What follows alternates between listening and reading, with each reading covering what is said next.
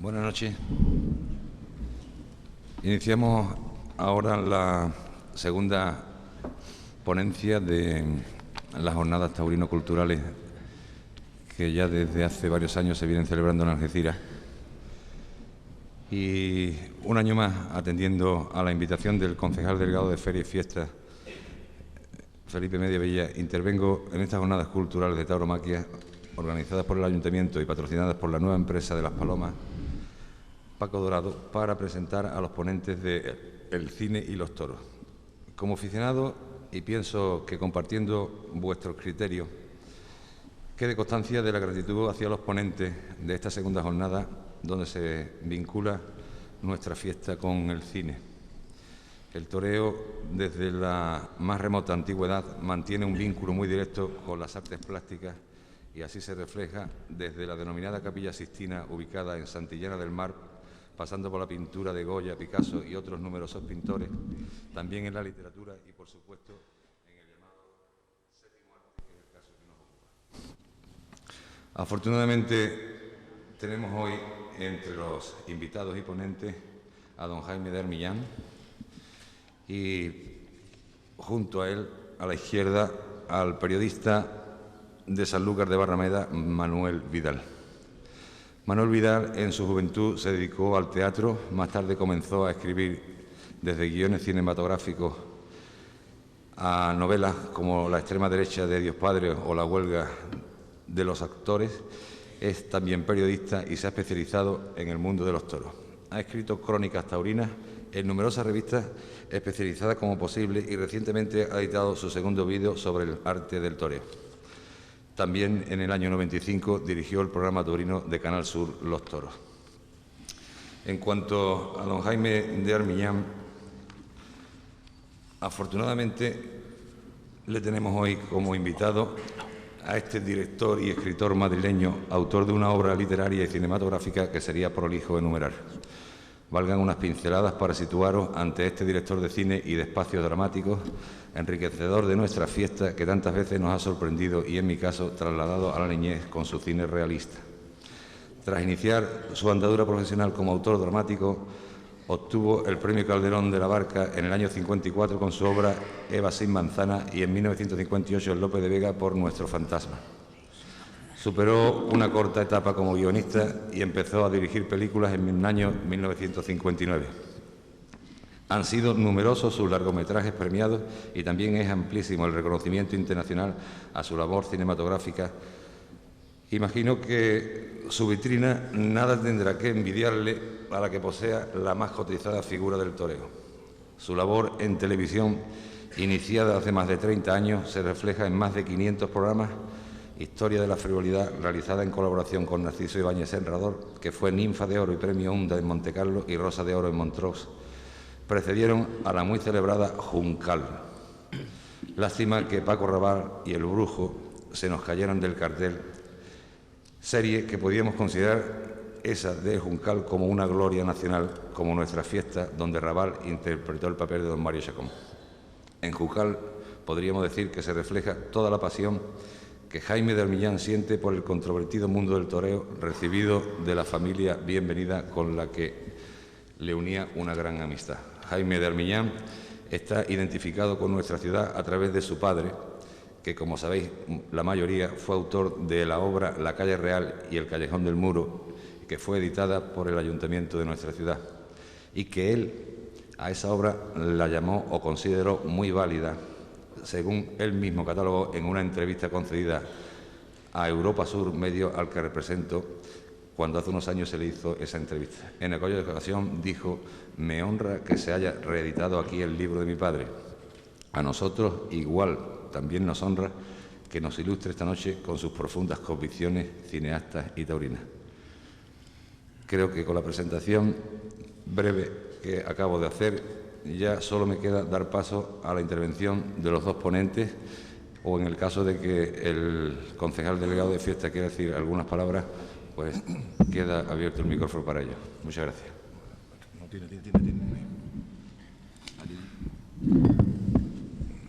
Buenas tardes. Se ve que empiezo yo esta tarde de Toros Cine, No lo teníamos previsto así y hemos tenido que acoplarnos un poco, porque yo pensé que íbamos a hablar de cosas distintas, pero resulta que los dos vamos a hablar de cine, lo cual puede que sea mucho mejor, porque yo sé, algunas cosas se me olvidan muchísimas, porque ya tengo muy mala cabeza. Eso es una cosa que yo le he llamado siempre la enfermedad de Tropete-Meyer, y es que ya no sé dónde dejo las gafas, por tanto, no sé dónde dejo el cine tampoco, ni dónde dejo los toros. Pero en fin, vamos a intentar hablar los dos aquí, Manolo y yo, que nos conocemos hace tiempo, que incluso hemos estado juntos en una película, en El Palomo Cojo en Sanlúcar, porque Manolo tiene la suerte de ser de Sanlúcar de Barrameda y yo tuve la suerte de rodar una película en Sanlúcar de Barrameda y lo pasamos muy bien, bueno, menos cuando se pasaba mal, claro, se pasaba mal en los momentos del rodaje, se pasaba bien luego tomando una manzanilla o unos vinitos y algunos langostinos sin contaminar. Y aquí estamos para hablar de cine y toros, que es algo muy complicado y muy largo de contar, muy larguísimo, porque el cine y los toros están unidos desde el nacimiento del cine, que como ustedes saben fue en 1896, perdón, le he quitado años al cine, el pobre, o le he puesto. Y desde esa fecha hasta nuestros días, los toros han interesado bastante, en algunos casos muchísimo, a los directores de cine y a los productores, no tanto al público, porque debo reconocer y debemos saber que el público, pues salvo algunas excepciones, ha estado muy lejos de las películas de toros, como está lejos de las películas de fútbol o como está lejos de las películas que tratan del cine sobre el cine. Yo estoy seguro que ustedes han visto muy pocas películas de toros, apostaría. Algunos habrán visto alguna película, pero normalmente no. Esto me hace recordar ahora viendo un cartel de toros y de cine en los años 50, muy curioso, aproximadamente 50 o 60 en Madrid. De pronto pasaba yo por un cine de barrio y ya no hay cines de barrio, esa es otra, ¿no? Los cines de barrio han desaparecido uno a uno y han sido sustituidos por las salas de multicines, muchas salas en el mismo local, pero aquellos cines de barrio encantadores donde se ponían programas dobles, se reestrenaban películas, pues han desaparecido. Y ponían Quo Vadis, una película de romanos, como se sabe, y había un gran cartel que era un toro y un gladiador o una persona, un romano de aquellos, agarrándole de los cuernos, y ponía Quo Vadis, el toreo, lo que va de ayer a hoy. A mí aquello me dejó sorprendidísimo, porque era muy raro. Allí no había toros ni se contaba nada de toros, únicamente que el empresario aquel de ese cine lo que pensaba es atraer a algunos espectadores con el señuelo de que aquella película trataba del toreo. Vano empeño, por otra parte, porque repito, que salvo excepciones, las películas de toros, sobre todo últimamente, no han atraído al público. Yo quería hablar primero antes no quiero extenderme mucho, de dejarle sitio a Manolo. Luego contaré el tema de los argumentos. ¿Cuál es el argumento de las películas de toros? Que también tiene su miga.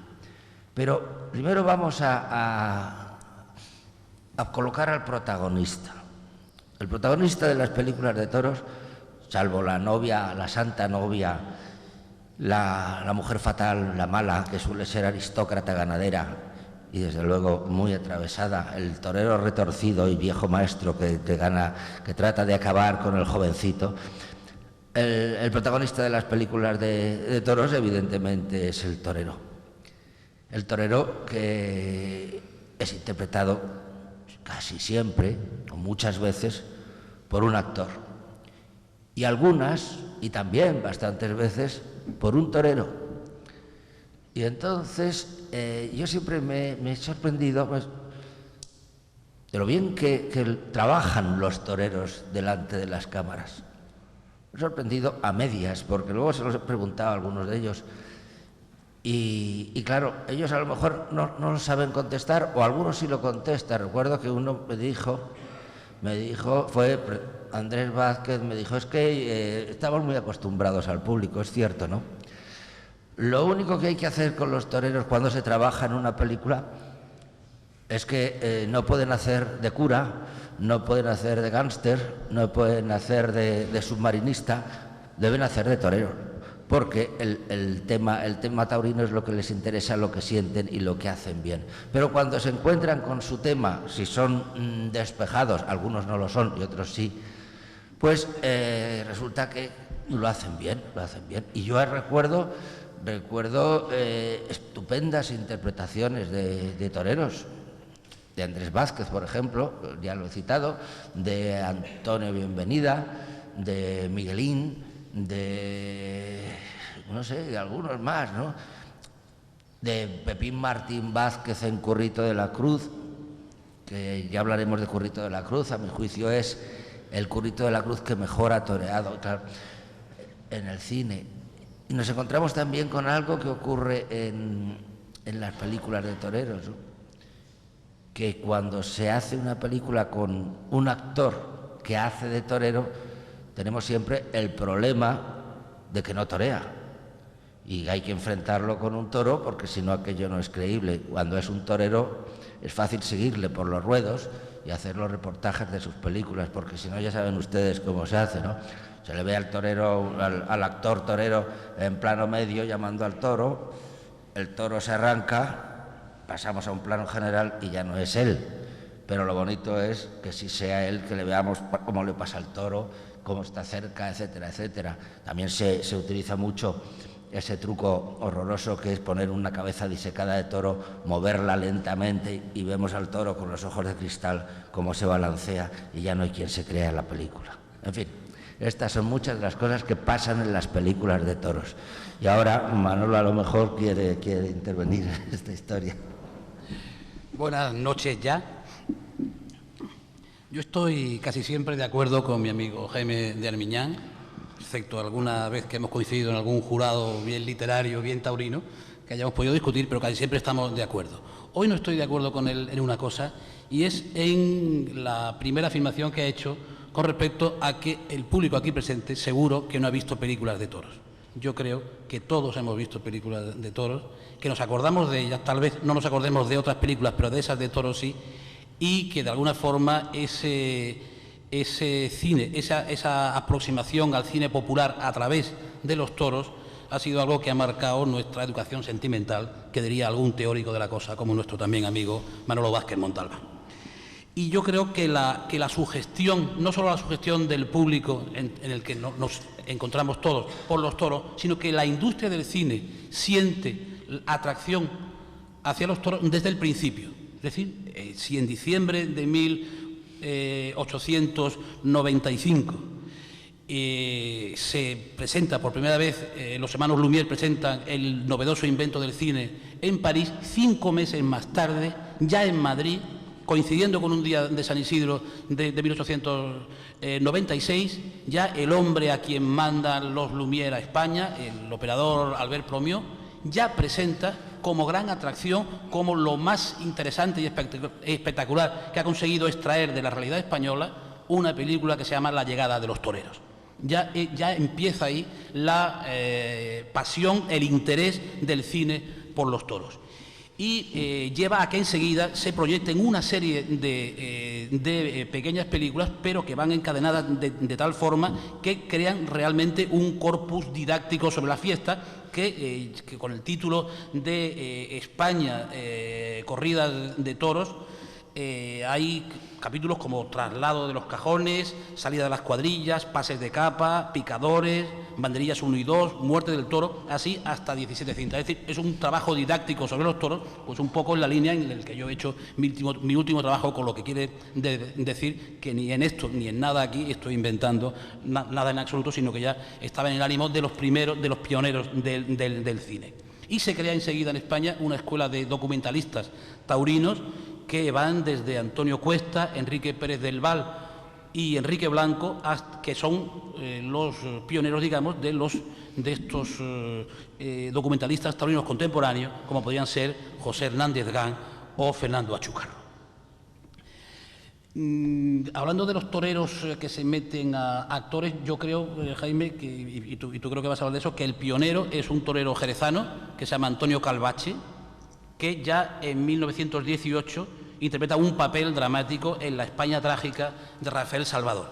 Y este caso de Calvache es un caso insólito, porque es un hombre que, además de torero y actor, es director de cine después y fotógrafo. No fotógrafo de cine, sino fotógrafo de estudio, y es un fotógrafo, el fotógrafo preferido de la sociedad madrileña de la época. Personaje interesante este Calvache, no muy conocido ahora, pero que realmente merece una revisión. Hay un pionero entre los muchos directores de cine que toman los toros como un tema atractivo y un tema a desarrollar, y que es una constante de su carrera. Tal vez el que más insistió en ello de esta primera época es José Buix, que en 1923 ya rueda Rosario La Cortijera con Miguel Cuché, y después hace La hija del corregidor, donde Pepe el Algabeño interpreta nada más y nada menos que a José María el Tempranillo, metido a torero accidental. Es decir, un momento en que el Tempranillo va con su moza a la grupa de la Jaca paseando por el campo, se le arranca un toro, y entonces el Tempranillo, con la manta que lleva enjaezado el caballo, torea al toro y con la faca de bandolero mata al toro en una brillante y además muy poco trucada faena. Y de esa secuencia hay que decir que la actriz que iba con él a la grupa, que era Carmen Biance, se niega, cosa impensable en una actriz de nuestros días, se niega a ser doblada y permanece allí al lado del caballo mientras resuelve la papeleta Pepe el Algabeño. Me parece que es un caso insólito, y sobre todo de una fe en el algabeño que me parece que supera cualquier cosa, y sobre todo supera la razón misma. Este pionero José Buix, la última película que hace de toros es ya en 1953, Brindis al cielo, con El príncipe gitano. Príncipe gitano que había toreado algunas novilladas con mucho arte, según quienes pudieron verle, y creo que muchas novilladas sin caballos y 4 novilladas picadas. Yo recuerdo una cosa que me pasó el año pasado en Madrid con El príncipe gitano y con Antonio Ordóñez. Estábamos en el Hotel Victoria, estaba yo con Antonio y con Pilar, su mujer, y apareció el príncipe gitano. Entonces nos saludó a todos, pero abrazó muy efusivamente a Antonio, que se sintió encantado de ver a Enrique, que además es una excelente persona, como todo el mundo sabe. Y el príncipe, para justificar un poco, se sintió obligado a justificar el porqué de la efusión que Antonio tenía con él. Y dijo: es que Antonio me quiere mucho, porque como yo soy torero y él también. Naturalmente, a Ordóñez, que ese día estaba de muy buen humor, no como otros, pues nos morimos todos de risa, y fue algo que refleja el carácter espontáneo y peculiar del príncipe gitano. ¿Quieres tú darle o sigo yo? No, sigue tú, yo estoy aquí escuchándote encantado. No, yo creo que Manolo me ha corregido, que lo del cine le ha puesto un año más. El cine empieza en 1896. En diciembre del 96. Hemos celebrado el centenario en el 96. Han llevado a Zaragoza. Le he puesto 2 semanas. Y a mí no te quites años. El cine es del 96 y lo he apuntado aquí, lo he apuntado. Cine 1896. Yo creo que sin continuar con la cronología del cine, empieza en el diciembre del 95 o el 3 de enero del 96, que en definitiva nos da lo mismo porque ya ha cumplido un siglo. debemos seguir hablando un poco de generalidades de lo que puedan ser estas películas de toros y luego de algunas en concreto. Yo hablaba del argumento. Para mí hay uno de los fallos que suelen tener las películas de toros es el argumento, porque siempre ha sido el mismo. El argumento de una película de toros se cuenta enseguida.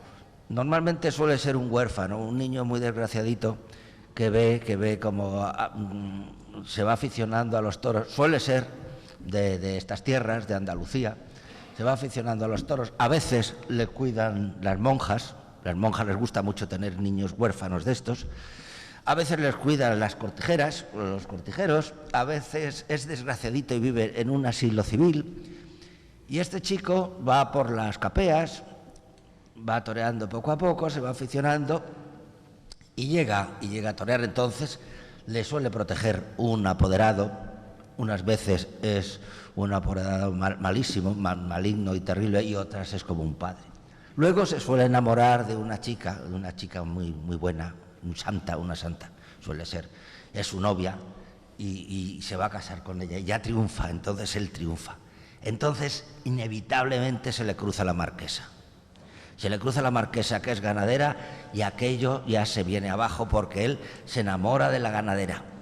Cuando se enamora de la ganadera, la santa sufre mucho y entonces lo que ocurre es que este hombre, cegado por el amor de la ganadera, deja de arrimarse a los toros y entonces va perdiendo facultades, va perdiendo corridas, hasta que un día vuelve a descubrir a la mocita soñada, se arrima mucho a un toro y el toro le mata. Entonces ella baja al ruedo, llora, a veces cantan o a veces no cantan y se acaba la película.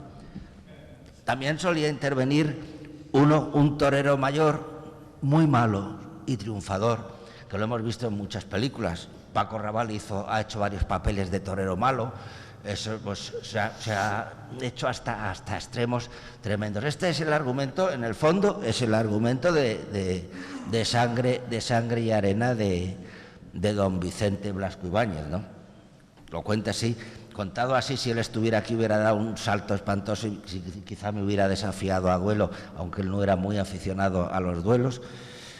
Pero de todas formas, ese es el argumento. Cuando este argumento se repite una vez, otra vez y otra vez, entonces se convierte ya en algo muy machacón y muy aburrido. Manolo sabe de películas que no tratan de esto. Cuenta alguna. Este argumento arquetípico en el que el papel de la marquesa es determinante. Cuando no es marquesa es una extranjera. Sí, y si ya se da el caso de que la marquesa sea extranjera, pues ya... Y si es ganadera ya la hemos hecho. Un desastre ya. Esto pues empieza realmente en Blasco Ibáñez y sigue pues en casi todas las obras. En Sangre y Arena se produce otro elemento que yo creo que también está presente en el resto de las obras, aunque no de un modo tan asumido y tan explícito, y es que el propio torero pierde los papeles no solo por los encantos eróticos y por la sutileza y por las perversiones afrodisíacas que la marquesa le ofrece, sino porque él quiere escalar una posición social y el Juan Gallardo de Sangre y Arena, el protagonista de Sangre y Arena, quiere además que los parientes, los primos y la familia de la marquesa le llamen a él pariente. Es decir, que cuando por culpa de los desdenes de Doña Sol y por ese bajo rendimiento taurino que llega a alcanzar, por lo que muy bien ha explicado antes Jaime, y mata un toro a Juan Gallardo, no solo muere por eso, sino que muere por hortera, porque realmente quiere encumbrarse en una sociedad que no es la suya ni mucho menos y que no le hace ninguna falta, porque su dignidad de torero y de hombre del pueblo debía estar por encima de las frivolidades que él quiere alcanzar con esta panda de taraos que son realmente la familia de la tal Doña Sol. Hay películas, si quieres que pasemos al apartado de las películas que se apartan o que intentan apartarse de ese esquema, que realmente merecerían un análisis aparte. Yo tengo unas cuantas a las que a lo mejor Jaime puede añadir alguna más, pero me gustaría comentar muy someramente estos títulos que propongo. Tarde de toros el húngaro Ladislao Vajda, del polaco Ladislao Vajda. Tú me corriges lo del 95. No. Yo te Del corrijo pato lo de del Varsovia polaco. sabes tú más que yo.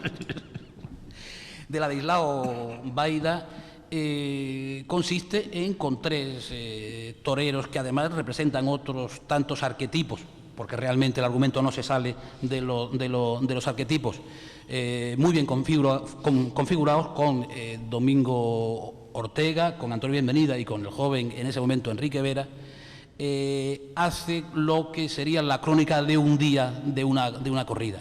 Y los apuntes, más que documentales, son unos apuntes costumbristas, pero muy agradables de ver, sobre todo, yo creo, porque realmente la verdad de la película no se la da el asainetado boceto que hacen de los personajes, sino que luego lo que pasa en el ruedo, están allí 3 personalidades tan fuertes, sobre todo las 2 primeras, como la de Domingo Ortega y la de Antonio Bienvenida, que cuando aquello pasa, aquello tiene la verdad que le dan los toreros a su actuación puramente taurina. Y después Vajda hace otra película que es Mi tío Jacinto, donde ya entramos en lo que podíamos llamar el patetismo taurino. Es una película donde un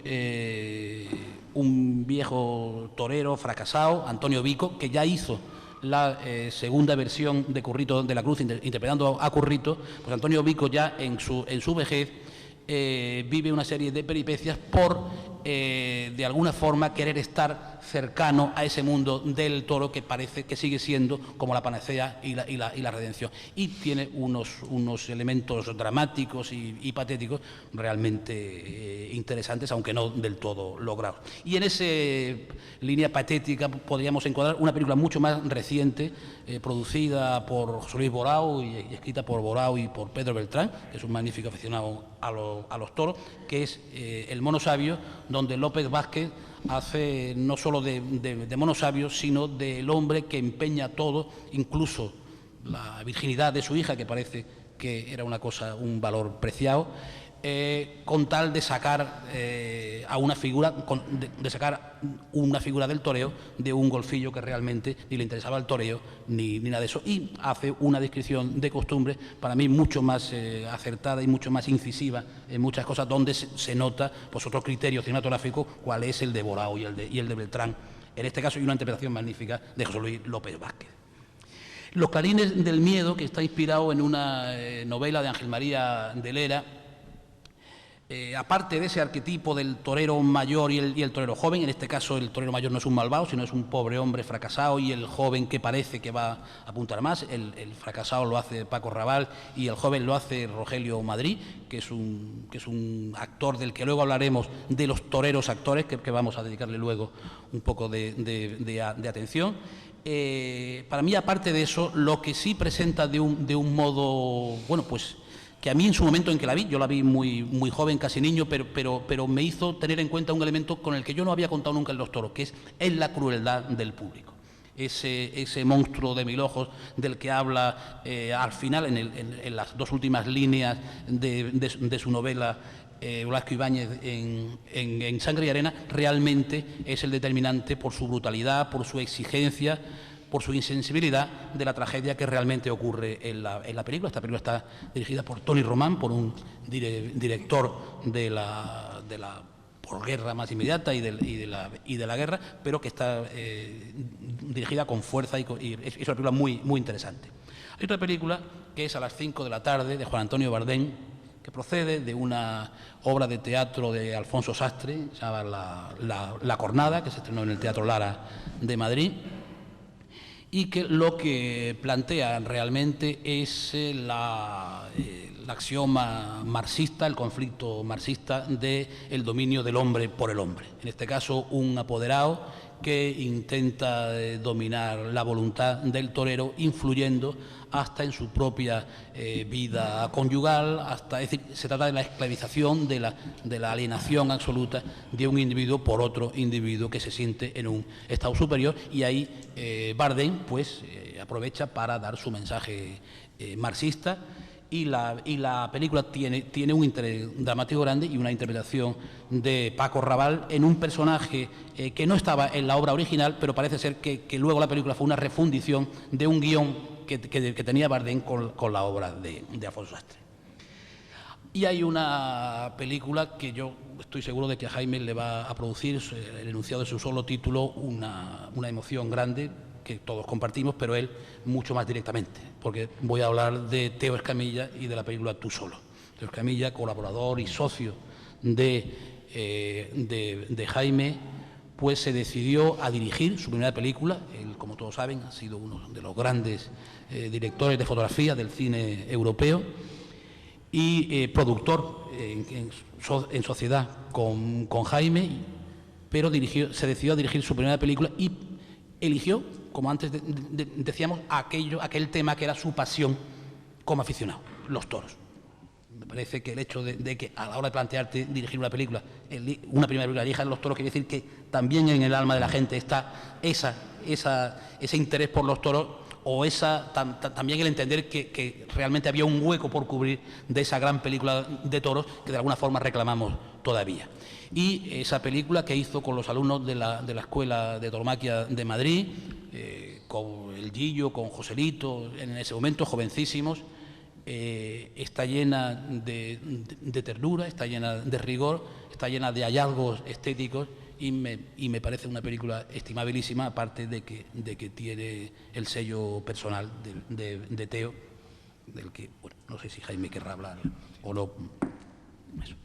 Y finalmente, en este capítulo de películas estimables, luego dejaré para el apartado Armiñán otras en las que Jaime ha tenido que ver, otras en las que Jaime ha puesto su mano pecadora, pero es obligado, no sé si luego Jaime querrá apostillar sobre esta película, porque realmente es la más notable de las que podemos hablar, que es Torero, del director español exiliado en México, Carlos Velo.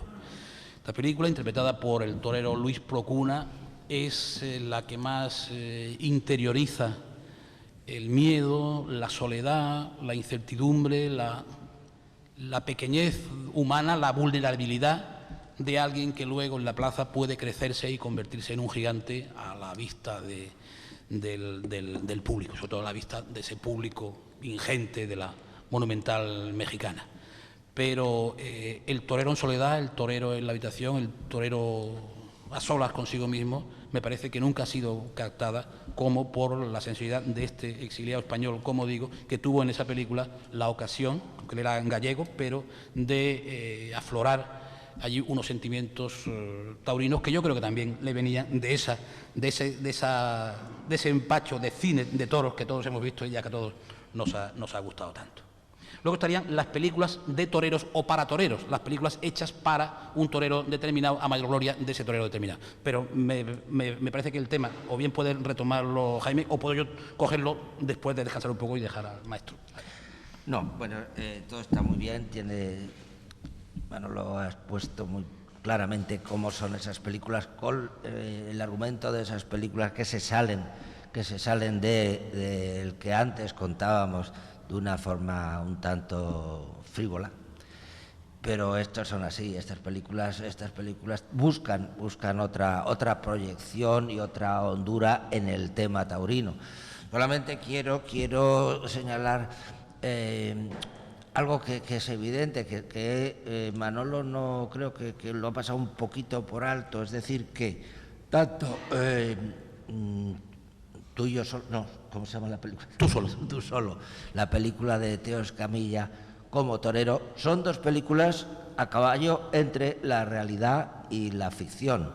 A Teo le molestaba mucho que dijeran, que es una palabra pedante y un tanto asquerosa, que aquello era un docudrama, porque eso es una cosa que es palabra, por lo menos. Un palabra horroroso, ¿no?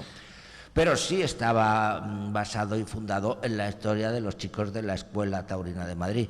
Y no digamos Torero, que me sumo a lo que ha dicho Manolo. Torero es una de las grandes películas de toros, si no la mejor de todas, yo creo que sí. Pero es y una de las grandes película... películas, yo creo, sin ser de Hombre, Toro, de las grandes tampoco, películas. no sé, no estaría entre las 10 mejores películas del mundo, pero sí entre las... En el tema taurino sí es una película notabilísima. Pero esta sí es la historia de un torero, de verdad. Es la historia de Luis Procuna y del miedo que se siente y de la soledad que siente un torero cuando sale para la plaza de toros, deja allí a su familia y piensa, ¿volveré o no volveré? Eso es lo que a Carlos Velo, que efectivamente era gallego, que era un cineasta, pero no un director maravilloso, pero en esta película consiguió llegar a la médula de la historia aquella, sí. Además fue colaborador y muy amigo de Luis Buñuel y hombre, yo lo conocí en México, era un hombre encantador y que divertido y gracioso y que le gustaban mucho los toros, porque los toros en México hay mucha más pasión que en España, incluidas nuestras ciudades, tanto en Algeciras como en Sevilla como en Madrid. Los toros pasan mucho más desapercibidos, que en México hay una verdadera pasión por los toros, sobre todo en aquellos años, en los años 50, cuando se hizo torero. Cuando iban los americanos también a los toros, que de eso quería hablar un poco porque vamos dando saltos, pero hay una cosa muy importante, cuando las películas de toros se convierten en espectáculo de multitudes, porque antes yo decía, nadie va a ver las películas de toros. Bueno, debo corregirme porque a veces la excepción se confirma esta regla, y ese es el caso de Sangre y Arena, que hemos hablado de Sangre y Arena de una forma un poco tangencial, pero que creo yo que debemos centrarnos en Sangre y Arena porque es la película de toros que más se ha repetido, o una de las que más se ha repetido, junto con Currito de la Cruz, pero sobre todo porque ha tenido el eco enorme y la confirmación del público del mundo entero, que asistió a aquella película realmente con asombro. Es decir, la primera versión que se hace de Sangre y Arena, creo que eso sí que lo tengo que tener apuntado aquí, es de 1916. Ya es un éxito Sangre y Arena en España. Y la dirige el propio Blasco Ibáñez. Verás, que no la dirige Blasco Ibáñez. Le dicen que dirige la película Blasco Ibáñez, porque eso es un disparate, claro. ¿Cómo va a dirigir Blasco Ibáñez una película si entonces nadie sabía ni siquiera lo que era una película? Porque pues llevaba al cine, tenía prácticamente lo que iba de siglo. Y entonces le ofrecen a Blasco Ibáñez que dirija la película, y Blasco Ibáñez dice, yo cómo voy a dirigir esa película, yo no sé nada de actores y muchísimo menos de cine. Y entonces consiguen convencerle, allí están sus títulos, director Blasco Ibáñez, pero en realidad quien dirige la película es Fernando Delgado, me parece que es, ¿no? No, Fernando Delgado es el que dirige con Pérez Lujín, Currito de la Cruz. Ricardo Blasco. Pero esta película de 1916 se repite en 1922, ya en Estados Unidos. Y ya con una auténtica estrella de Hollywood, que es Rodolfo Valentino. Fred Biblo, que es un director que ha pasado prácticamente desapercibido, hace naturalmente una película, por supuesto, es una película muda y en blanco y negro, pero elige y Rodolfo Valentino acepta el papel y hace la película. Por dos razones, claro. Primero, porque a Rodolfo Valentino le apasionaba ese personaje, ¿no? Pero además porque Blasco Ibáñez entonces era el novelista de moda en Estados Unidos y aceptan hacer la película. Y entonces esta película obtiene un éxito tremendo en Estados Unidos y en el mundo entero, y se conocen los toros. Bueno, aquellos toros, porque hay que ver la película, ¿no? La película es un disparate tras otro, pero es un disparate tras otro con un torero, con un toro y con más o menos con el argumento que decíamos. Pero luego,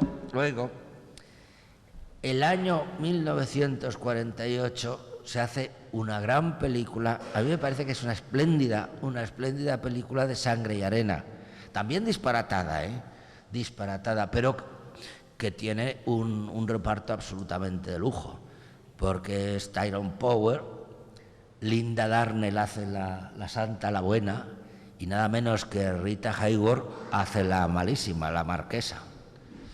Y entonces, claro, estos tres, dirigidos por un director de la talla de Ruben Mamoulian, que es un director que hizo, por ejemplo, Cristina de Suecia y algunas otras películas magníficas, también tuve yo la suerte de conocerla, pues coloca este tema, el tema taurino lo coloca en el centro del interés.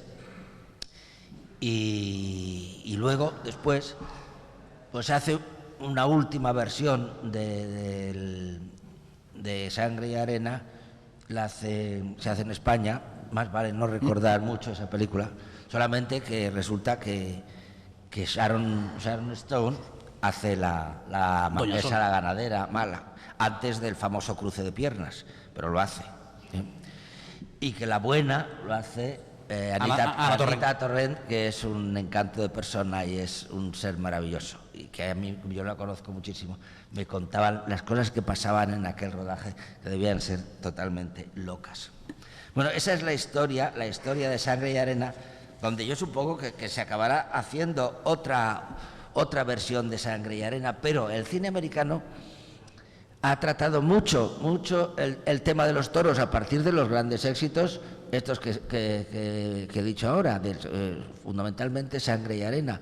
Tanto que hay un director que se llama Burt Boetticher, que hace una película curiosísima, que se llama El torero y la dama, con un argumento que es un tanto disparatado, pero que es muy divertido. Es que llega a México un chico americano, ve una corrida de toros y dice: eso también lo hago yo quiero ser torero. Eso se le ocurre y dice: a ver, que me enseñen a torear. Y se busca un maestro, que es un viejo torero, que es John Gilbert. John Gilbert era un actor que trabajaba en el cine norteamericano, que había nacido en México, que se llamaba Alonso de apellido y que era hijo de un torero español.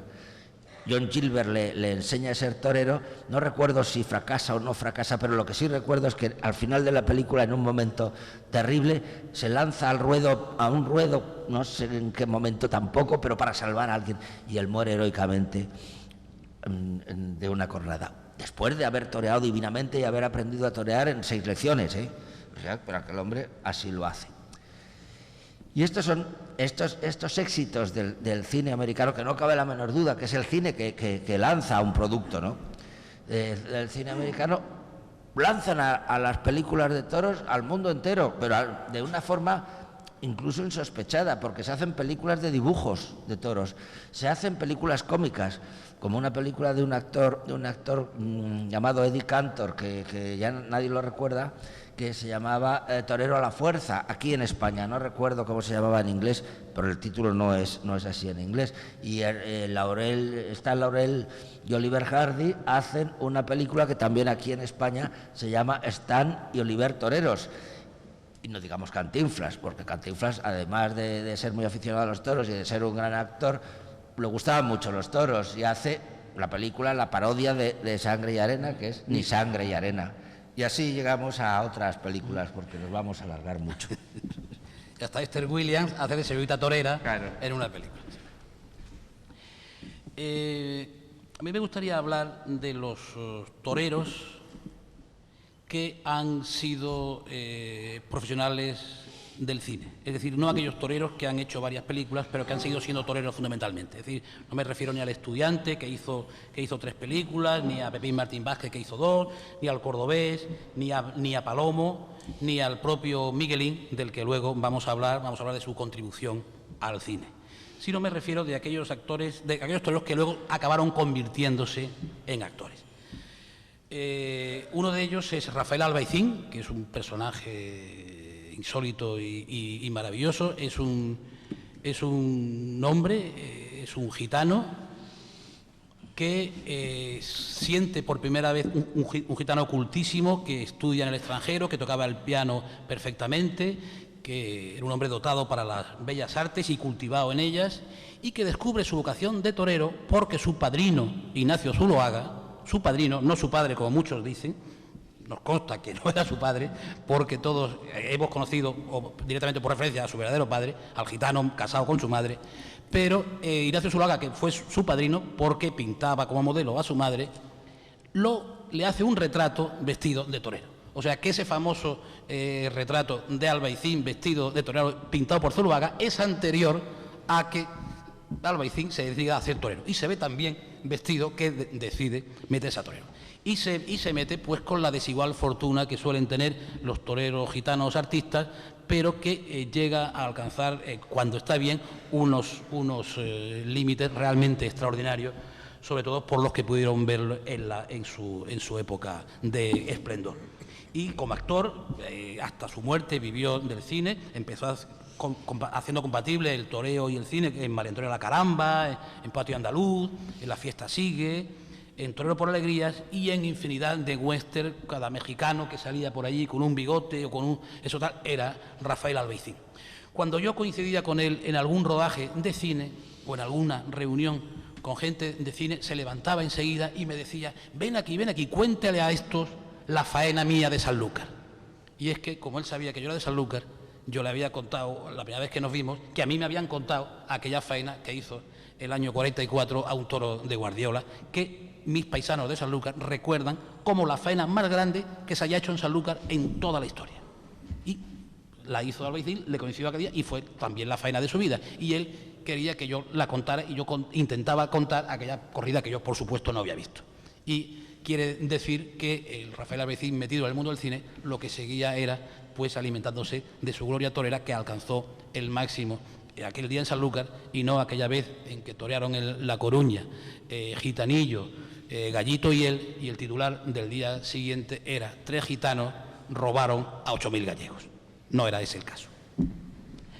Otro torero cultivado era Mario Cabré, que venía de familia de actores, que escribía poesía, interpretaba teatro, y que toda esa dedicación al teatro y al cine y a la literatura podría decir que fue un torero menor. No fue un torero menor ni mucho menos, y de los pocos toreros que han toreado extraordinariamente bien con el capote, uno de ellos era ese toreo de manos bajas de Mario Cabré, cuya importancia está infravalorada, pero que realmente fue un torero de escaso vuelo en cuanto a proyección, digamos, con respecto a las empresas y a los públicos, pero que para los aficionados sigue siendo un torero de referencia y de culto. Y que hizo pues desde el Centauro a Pandora y el holandés errante, donde conoció a Ava Gardner, esta era una producción inglesa, y bueno, tuvieron ese romance que fue difundido por todo el mundo. Hizo La Mujer del Toro y el Torero, Tercio de Quites, Bajo el Cielo de España, etc. Y Enrique Vera, que si bien solo hizo 3 películas, El último cuplé, Tarde de Toros y El niño de las monjas, otra de las películas que también han recibido más versiones, yo creo que han tenido 4 versiones por lo menos, que yo sepa, pues hubo un momento en que parecía que estaba más dado al cine y más pendiente de hacer más cine que a seguir toreando realmente. Y un novillero que empezó haciendo de torero en las películas y que luego ya se ha dedicado a actor toda su vida es Rogelio Madrid, que empezó compartiendo protagonismo con Paco Raval en Los Jardines del Miedo, luego hizo un papel importante en El traje de oro de Julio Col con Chamaco, y luego ha hecho papeles secundarios a lo largo de su vida y ahora mismo es un actor, un hombre integrado en la industria, trabaje más o menos. Y aunque los actores que más veces han hecho de toreros en el cine son, si a Jaime no se le ocurren otros, yo creo que ha sido Jesús Tordesillas, Paco Raval, Jorgito Vico, también su padre, pero Jorgito Vico yo creo que más, y Germán Cobos. Yo quisiera resaltar, antes de que Jaime dé su versión sobre esto, porque yo creo que él también tiene algo preparado sobre esto, quisiera resaltar un caso que nos toca muy de cerca, porque se trata de un actor muy próximo a nosotros, nacido en Chiclana, ahora es vecino nuestro, vive en Alcalá de los Gazules, y que siendo un actor con una larguísima filmografía, que últimamente ha recibido un merecidísimo revival con la proyección en cine de barrio hace 2 o 3 semanas de su película La Revoltosa. Yo creo que ha sido uno de los mejores Felipes que se han hecho, y ha habido muchos y muy notables. Es un hombre que hizo de torero en 2 películas, y curiosamente 2 toreros contemporáneos y rivales. Hizo de Joaquín Costillares en La Tirana, de Juan de Orduña, e hizo de Pedro Romero en Los guerrilleros de Pedro Luis Ramírez. Estoy hablando, amigos, y está con nosotros, de Pepe Moreno, para que yo pido un aplauso grandísimo.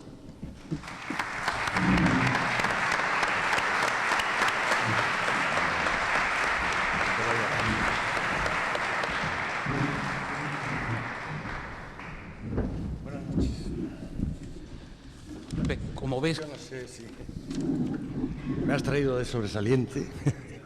Hay una oportunidad, ¿no? Un capotazo ahora a última hora. Enseñar la presencia de un actor de verdad, al que todos admiran seguramente, todos recuerdan tus películas, y queremos que muy brevemente nos des tu impresión de lo que es interpretar a un torero para alguien, a un actor como tú, que además has querido ser torero, porque a mí me consta que tú has querido ser torero. Es que soy actor porque no pude ser torero. Admito que he tenido mucha suerte en el cine, tuve la suerte o la desgracia de prácticamente empezar con El último cuplé, y ya me situó en un plano que ni yo estaba preparado ni nada, pero todo. En fin, lo mío era, desde los 14 años, haber sido torero. He sido un hijo de la posguerra y, por lo tanto, en aquella época, y dadas las circunstancias, la familia, los problemas, las necesidades, tenía que ser torero, no podía, hombre, de albañil hubiera sido muy difícil sacar adelante a la familia. Tenía que ser torero como si hubiera sido brasileño futbolista. Era la única manera de sacar a la familia adelante. No tuve mucha suerte en los toros porque no tenía padrino en principio. Me escapé de casa a los 14 años en una perrera de un tren, pero me informaron mal y me llevaron nada menos que a La Rioja. Fíjate, ser torero en La Rioja con 14 años y no, la única noción del toro era las fotografías de Manolete dando estatuarios, pues imagínate las vacas toreadas de La Rioja, y daba más por los aires que... Pero en fin, después de todo eso, sigo insistiendo, vuelvo, he oído 1000 nombres que me recuerdan, porque tengo muchos años, no soy viejo, por supuesto, pero tengo muchos años, y has hablado aquí de una serie de nombres de cine que en fin, los he vivido, los he sufrido. Total, que sigo haciendo cine, tengo suerte, las películas tienen éxito, pero llevo la espina del toreo, porque he conocido lo que es pasárselo con la izquierda, y también conozco la caricia de una cámara de cine que tiene también su placer. Cuanto más cerca, mejor. Total, que una serie de circunstancias,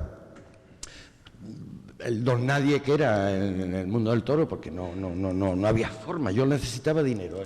Vamos a empezar porque todo era dinero para salvar a la familia. Y yo no veía una peseta, y entonces, pues otra cosa. Entonces fui ayudante del ayudante en el cine. Tuve mucha suerte al principio. Has hablado de precisamente El último cuplé, que yo creo que ha sido la única vez que he llorado, de rabia. Ya luego no podía seguir llorando porque en aquella época machista un hombre no llora. Pero aquella fue tal la rabia que me dio porque le dieron el papel de torero a Enrique Vera, y que yo me tuve que conformar con el relojero. ¿El otro galán? Sí. ¿Con Armando Calvo? Armando Calvo. Entonces, pero me dio tal rabia, pero claro, él se había adelantado con Tarde de Toro, de Baida, conozco toda la historia. Aquel guión se leyó en el Café Comercial, parecía que yo podía haberlo hecho y tal, pero las circunstancias se la llevó a Enrique Vera, y Enrique Vera, que no era profesional del cine, pues ya se situó en un plano que tuvo más nombre que yo en ese momento. Bueno, a partir de ahí, pues ya empieza a hacer, sigo continuando haciendo cine, La Tirana, un morlaco bastante interesante, en la Monumental de Barcelona. Luego vino Los guerrilleros con Bardén, que hacía un torerillo, torero, maletilla, en aquellos trenes antiguos, que, por cierto, ahora no me acordaba del ayudante de dirección, Ricardo Blasco, que, joder, vaya ayudante. Parecía un militar, bueno, un sargento de caballería. Y entonces voy a abreviar porque los señores tendrán cierto apetito ya. Y tenía más anécdotas, pero con esta termino porque la brevedad es muy importante. Ricardo Blasco, rodamos la película aquella de Bardem en un pueblo que se llama Loeches, cerca de Madrid. El clásico pueblo, plaza de carros, pilón, por supuesto, en medio, y el rodaje. No solo Bardem tenía mucho carácter, pero Ricardo Blasco ya era el colmo de la autoridad y del miedo. Entonces empezaron a surgir maletillas y gente que quería darle un muletazo, aprovechar la tarde y tal, pero claro, se metían en el terreno de los profesionales del cine y estaban estorbando, estaban fastidiando mucho el rodaje. Entonces Ricardo Blasco, en plan lo que era, dio órdenes para que aquello lo apartaran, es que francamente estorbaba. Entonces en maletilla los del pueblo lo cogieron y lo tiraron al pilón. Yo no me daba cuenta porque yo bastante tenía con torear y mi padre estaba en un balcón y yo creo que él, pues, estaría más o menos orgulloso porque él era muy taurino también. Lo maté y a este chico lo tiraron al pilón y pasó el tiempo. Este maletilla pasó el tiempo, se hizo un torero famoso, pero todo el que ha nacido un poco de la rabia y de la nada, pues no olvida muchas cosas. Entonces, este maletilla hizo 2 películas de protagonista.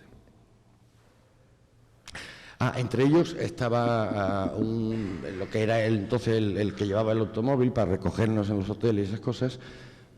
No sé si decir el nombre, pero no vale la pena. Vamos, no quiero... que era el chofer que luego quiere figurar y quiere pasarse de chofer y llegó a ayudante de dirección, luego digo de producción, incluso jefe de producción. Pero en fin, respetemos el nombre.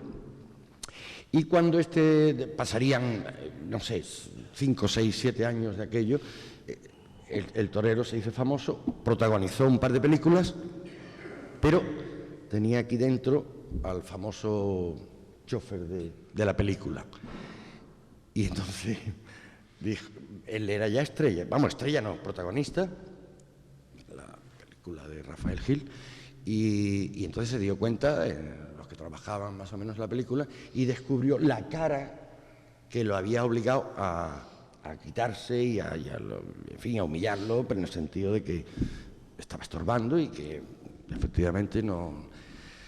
Entonces, él, parece mentira, pero es verdad, y yo en ese aspecto también tengo lo mío, dijo que ya era jefe de producción, dijo, ese tipo fuera, pero fuera ya, no lo aguanto, no lo torero, fuera de aquí.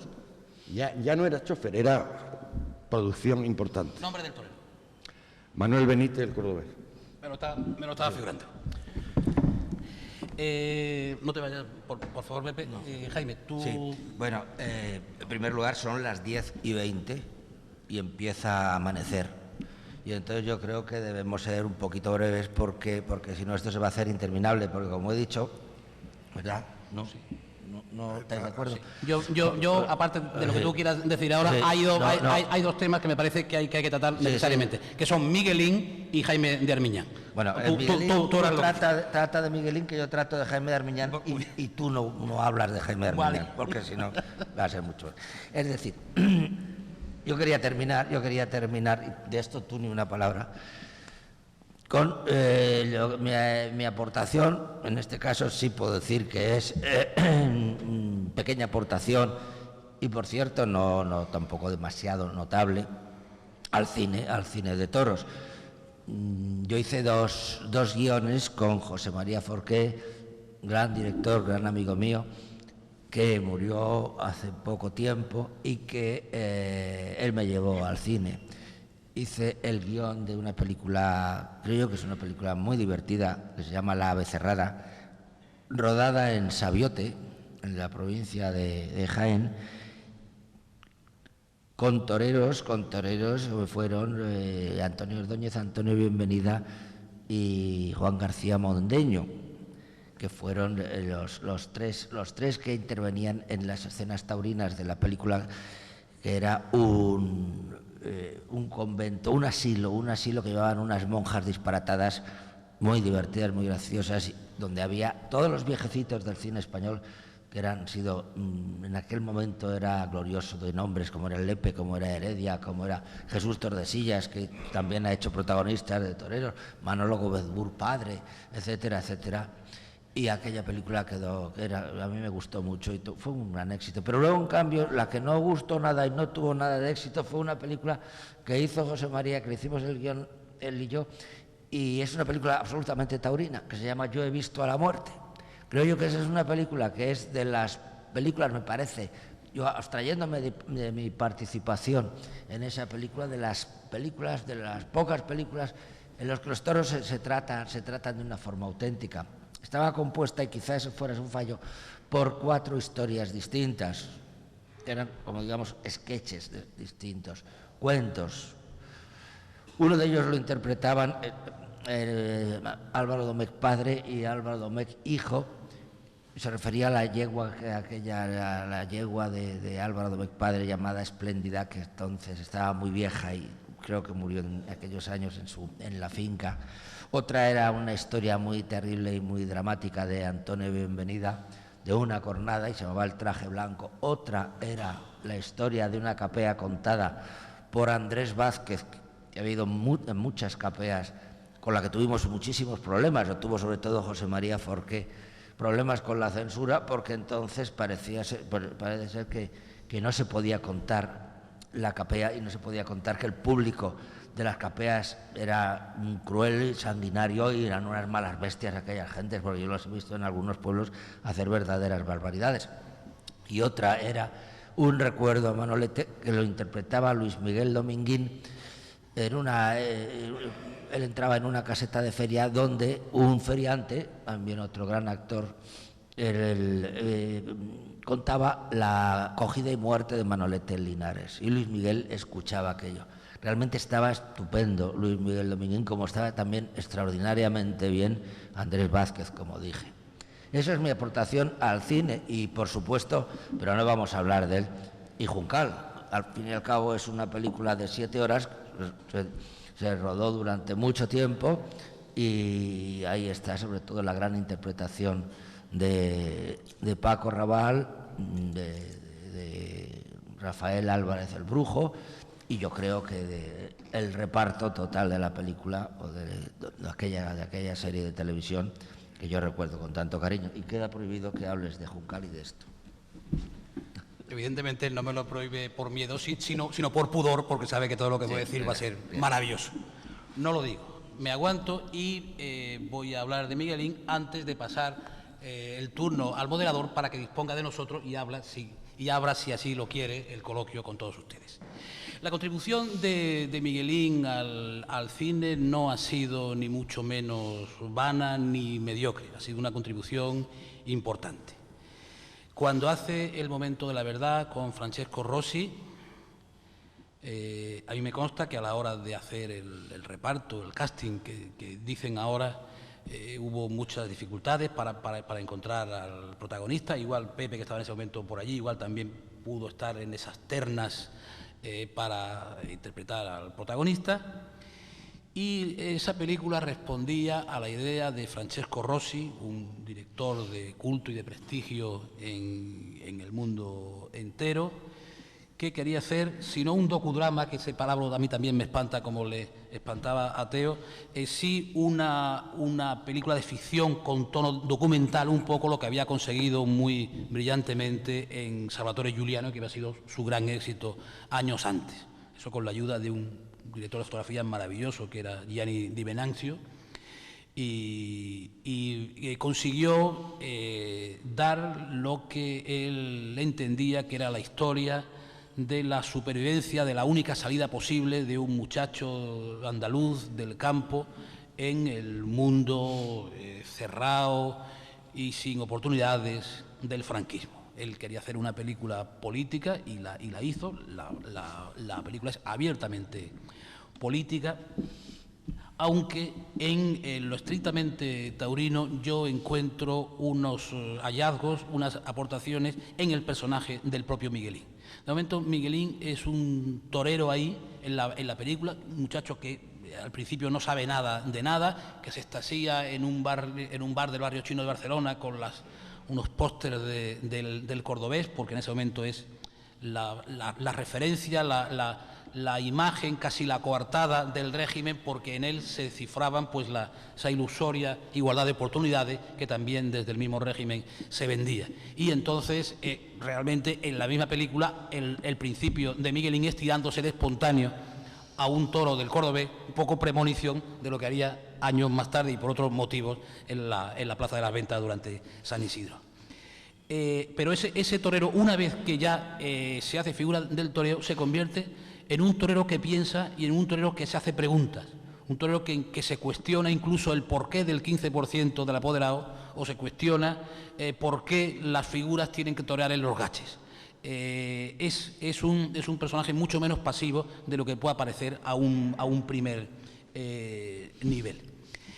Toda la iconografía de la película, con la Semana Santa, con el ejército en las procesiones, con la policía, con los grises, con el ejército rindiendo armas, con todo eso, pues a mí me parece que de alguna forma no hacen sino volver a lo que ya hacía en Currito de la Cruz Pérez Lujín en la primera versión, maravillosa por cierto, en la versión muda, donde mezcla todo, la Semana Santa y todo lo que es decir, que de alguna forma estábamos haciendo un tópico español marxista, pero realmente también tiene caídas nuestro amigo Rossi en eso.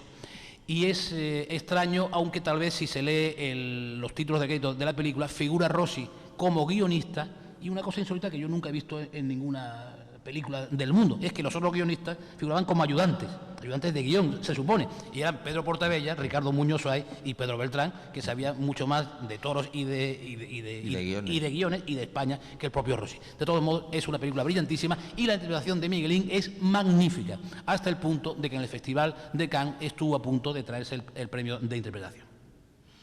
Y luego hace otra película, esta vez con Rafael Gil. Rafael Gil es uno de los, tal vez con Pedro Lazaga, de los directores de posguerra que más películas de toros hayan hecho.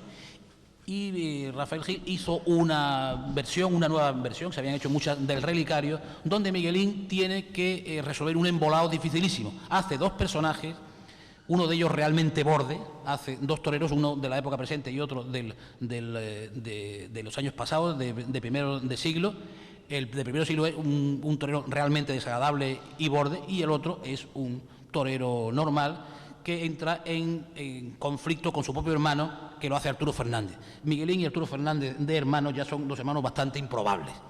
Y luego, lo que no es tan improbable es la conquista de Carmen Sevilla, que los dos se lanzan a ella y cada uno a su manera consigue. De todos modos, la labor de Miguelín es muy digna, aunque no llegara a la del momento de la verdad, que realmente, como digo, estuvo a punto de hacerle caer por chiripa, porque él, me imagino que no se lo había ni figurado, ni creo que tal vez lo sepa ahora mismo, estuvo a punto de ser nominado entre los actores más importantes del cine mundial. Yo creo que con esto podemos ponernos en manos del moderador.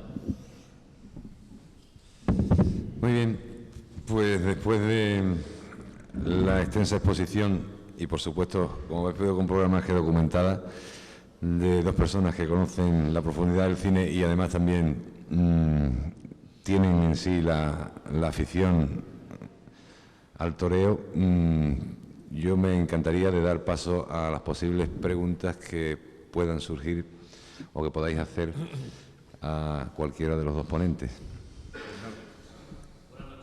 Buenas noches.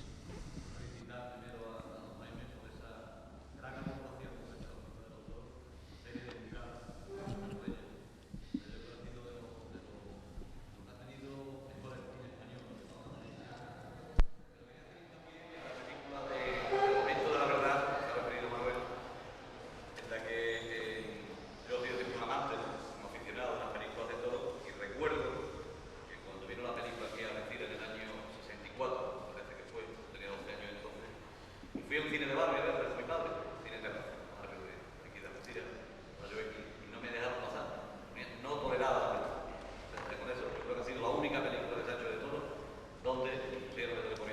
ruedadas y no me dejaron de pasar. Entonces recuerdo también la primera disertación que ha hecho los Jaimes, porque el público no asistía mucho a las películas de horror. Yo creo que ha sido una película donde, muchas que he visto, donde, como decía Manolo, donde el torero termina pues, muriendo en una plaza de gacho, de pueblo, la mayoría de todo el mundo en una plaza de pueblo, parte del 15% de lo comprende con una poderosa se puede llevar ese tanto por ciento. Entonces yo creo que la película esa, por la época que se realizó, se rodó, por la época que se proyectó, quizás no ha tenido la relevancia. Recuerdo que hace 5 o 6 años se proyectó en la cadena de televisión española, pues un coloquio, que yo comenzaba también en torno a esa película, el cine temático de aquella noche, pensé que era el programa, donde en esa película se pone de manifiesto la España de la posguerra, saliendo un poquito ya, a finales de los 50, principios de los 60, se traslada a Barcelona, y termina muriendo en la plaza de pueblo. Yo creo que esa película también tiene aparte de ir contra el régimen en aquellos momentos, ¿no? Tú has dicho, de meter la cámara y un poco había estado en la cadena en Sevilla, guardias civiles y la policía, y después de la cámara a lado, donde ven aquellos costaleros, esos porros. Tiene también mucho de antitaurino. Bueno, Fiesta de los Toros, y yo creo que todos los amigos que estamos aquí, tiene mucho de brutalidad, si queremos, ¿no? Esas imágenes que conecta de los cullazos a los toros, de la muerte del toro mal matado, un toro cuando está bien matado, como decía Búfalo en la serie de Oscar, la muerte de un toro solemne, de esos vómitos de sangre de un toro degollado. En una película, yo creo que es el régimen y antitaurina, en cierto modo, era poner de manifiesto un poco la totalidad de la fiesta de los toros, entre comillas, que sin embargo, en aquella época donde se rodó y donde por esto, pues no se le dio suficiente categoría a esa película, ¿no? Con esto siempre con el maestro de la tierra, con Mateo Miguelín como un gran protagonista que fue de la película. Me gustaría conocer la versión de ustedes, ¿no? Puesto que, hombre, no sé si en los días de hoy esa película ahora mismo tendría mucho significado, pero quizá pienso que sí, recoger un poco también la historia y verla ya desde otra manera, ¿no? Desde otra España, desde otro tiempo. De esa película hablaba muchísimo Manolo Vidal. Y desde luego yo lo que no puedo, o sea, yo personalmente, lo que podría ocurrir con esa película si no se hubiera hecho entonces, si se hubiera hecho ahora, eso ya es una adivinación, es un juego de adivinación. Yo qué sé, cada película está en su momento y se ruedaba en su momento y luego ya es historia del cine. Imposible de contestar. Yo creo que estéticamente y está más ligada al mundo literario de Pármeno, por ejemplo, de las Águilas o de Cintas Verdes o al mundo de Eugenio Nobel, es decir, al tenebrismo antitaurino es decir, que hay unos antecedentes literarios y puramente españoles que ya van por esa línea, ¿no? Sí, sí. Sí, sí. ¿Alguna intervención más, por favor?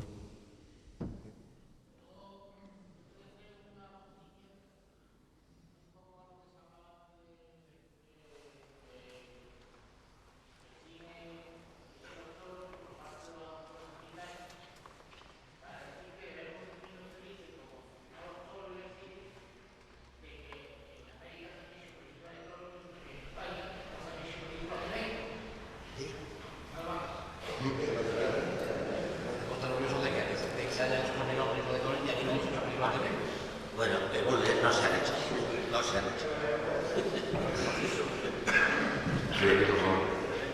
Bueno, yo quisiera, si son tan amables, habéis hablado de una película que para mí ha sido la más importante que yo he visto de todo, que es Torero. Entonces, ¿qué importancia tiene el guión, qué importancia tiene la dirección y qué importancia tiene, por supuesto, el tema, en el caso de Torero, que interpreta ese papel tan extraordinario, tan misterio? No ya el papel, porque él no trabaja prácticamente la película, lo que hace en voz va la voz hablando de su experiencia de que va a la plaza de toros. ¿Era eso o la muerte de Malvete, que se fue muy bien narrada en esa película? ¿Ustedes cómo ven esto?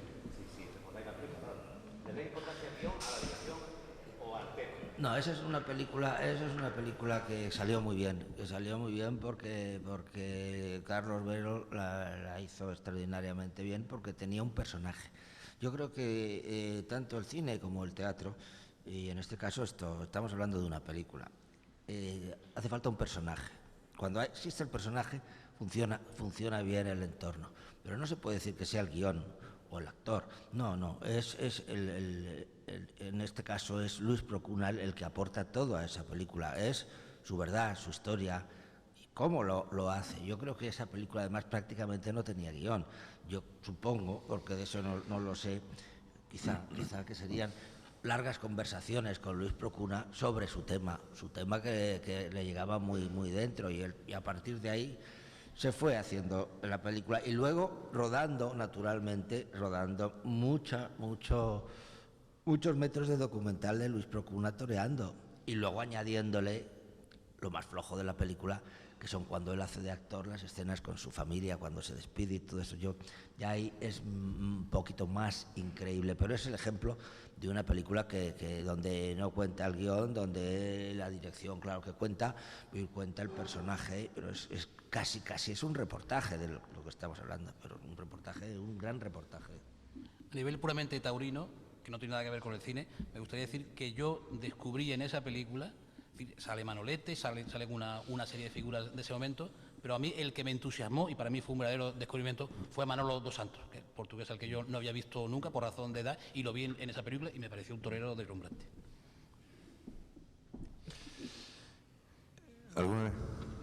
¿Alguien más?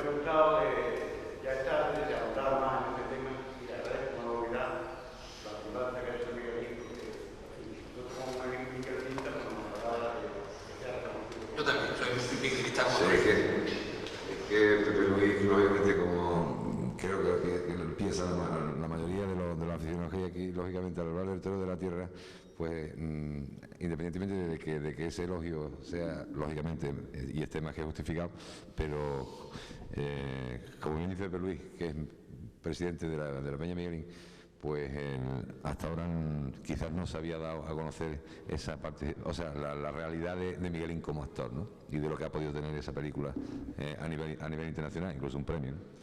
¿Alguna intervención más, por favor?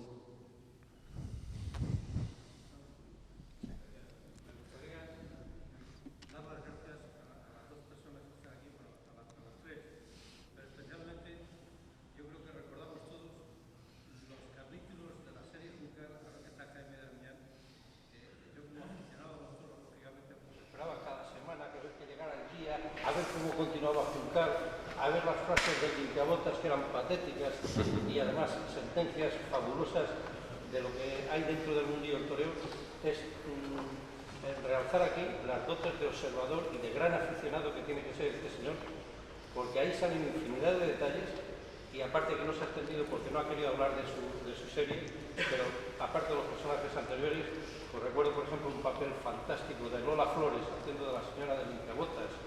A su vez esos gestos... La señora... Era Cristina Hoyos. Efectivamente, Cristina Hoyos, hasta donde se llega a querer casi la paternidad de la propia señora, porque lo decía el maestro. Y una serie de detalles, por ejemplo, no hablamos el novillero que interviene en Luis Miguel Calvo, o sea, a nivel de actores, con novilleros o toreros actores, pero vamos, agradecerle lo que pudimos disfrutar todos viendo esa serie, esos saludos a la maestranza que todavía, pues no sé, nos han hecho a muchos por pensar que ese paseo por allí para este hombre o para cualquier aficionado debe ser de saludo obligatorio a ese santuario purista como dice una de las fotografías de Rafael Fernández y por supuesto, aparte de Jaime de Armiñán, a Manolo Vidal, que también ha hecho un vídeo de toros, fue un regalo de mi cumpleaños el año pasado, hicieron mis hijos y de verdad sabían el gusto que tenían por el tema y francamente ha hecho una cosa maravillosa para iniciar y para cualquiera que se haya aficionado seguir una corrida de toros con todo lo que lleva y los intereses por esto. Me gustaría felicitarles, no puedo decir nada de... Perdón. Nos vemos todos, lo vamos a dar. Pero eso es lo que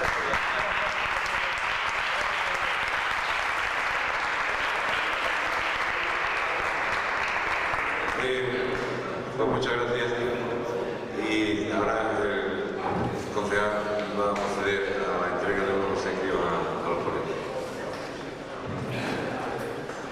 Buenas noches.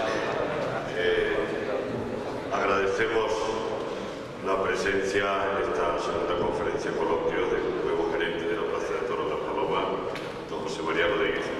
En este instante damos por finalizado este segundo día que componen esta 13ª jornada taurino culturales de la ciudad de Algeciras. Se va a hacer la entrega de una placa conmemorativa de las mismas por parte de las autoridades aquí presentes, por lo que ruego al concejal don Antonio Peralta se amable subir al estrado.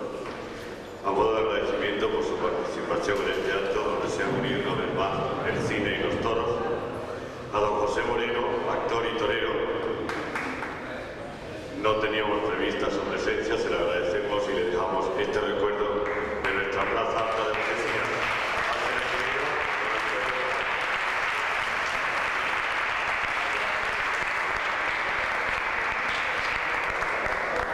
A don Andrés Más.